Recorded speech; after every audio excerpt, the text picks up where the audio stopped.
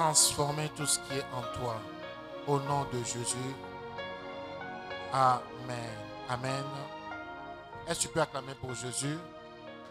Tu peux mieux faire que ça. J'ai une bonne nouvelle à t'annoncer ce soir. Tu as été sélectionné pour quelque chose de spécial. Amen. Amen. Tu n'as pas fui la pluie. Tu ne t'es pas caché. Tu as bravé la pluie. Tu as bravé le vent. Tu as bravé l'embouteillage. Tu es arrivé. Est-ce que tu peux acclamer pour toi-même? Ah oui, acclame pour toi-même. Amen. Sans plus tarder, nous allons ouvrir nos Bibles dans Genèse 12. Je sais que c'est une soirée assez spéciale. C'est une soirée assez spéciale. Déjà, le fait que vous me voyez assise, vous comprendrez que ce n'est pas un culte.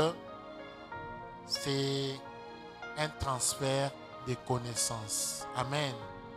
Amen. La Bible dit dans Osée, mon peuple périt faute de connaissances.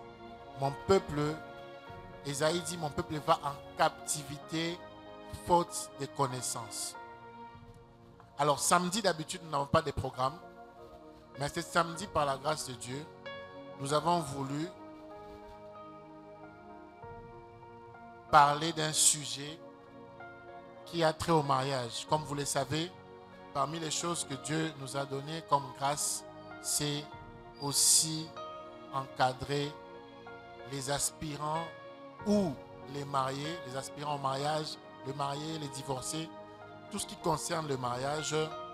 Par la grâce de Dieu, nous occupons aussi de cela. Amen. Amen. Alors je serai assis, que ça ne vous choque pas, parce que je veux être à l'aise.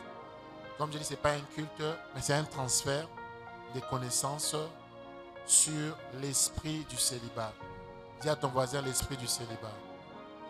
Dis à ton voisin l'esprit du célibat. Dis à ton voisin l'esprit du célibat. Amen. On ouvre nos Bibles dans Genèse 12. J'espère que tu as ta Bible. Celui qui n'a pas de Bible doit s'asseoir avec celui qui a une Bible et il va lire. Qui n'a pas de Bible? Qui lève sa main.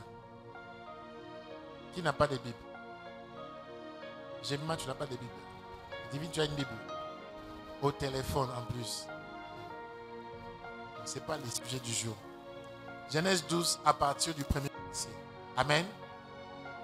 J'ai lu au nom de Jésus-Christ. L'Éternel dit à Abraham, va-t'en de ton pays, de ta patrie et de la maison de ton père, dans les pays que je te montrerai. Je ferai de toi une grande nation et je te bénirai. Je rendrai ton nom grand et tu seras une source de bénédiction. Je bénirai ceux qui te béniront et je maudirai ceux qui te maudiront. Et toutes les familles de la terre seront bénies en toi.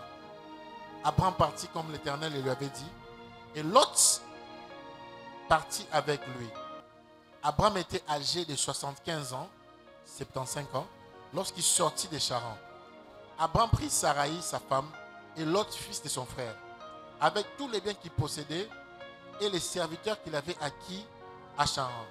Ils partirent pour aller dans les pays de Canaan, et ils arrivèrent au pays de Canaan. Abraham parcourut les pays jusqu'au lieu nommé Sichem, jusqu'aux chaînes de Morée.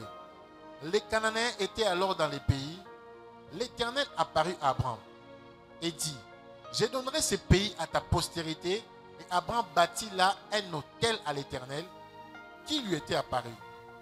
Il se transporta de là vers la montagne, à l'orient de Bethel. Et il a ses tentes ayant Bethel à l'occident et Haï à l'orient. Il bâtit encore là un autel à l'Éternel. Et il invoquant le nom de l'Éternel, Abraham continuait ses marches et s'avança vers midi.